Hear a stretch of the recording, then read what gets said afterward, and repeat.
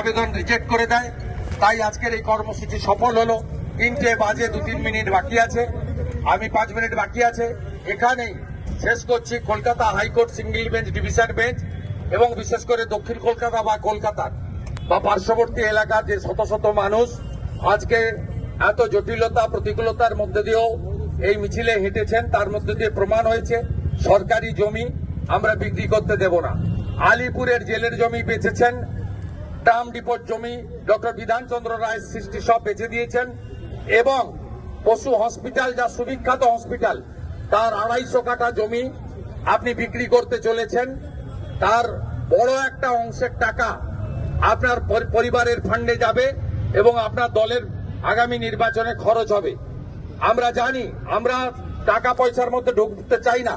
এই ঐতিহ্যমণ্ডিত চিড়িয়াখানার জমি, পশু হসপিটাল, তার 250 কাঠা তো দূরের কথা, 1 ছটাক জমিও আমরা বেচতে দেব না।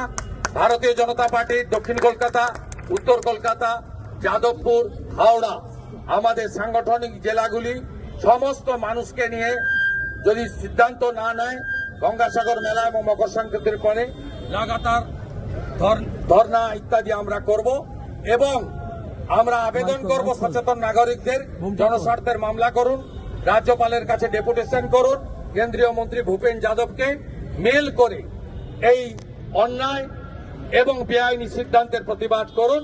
আমরা আপনাদের সাথে আছি।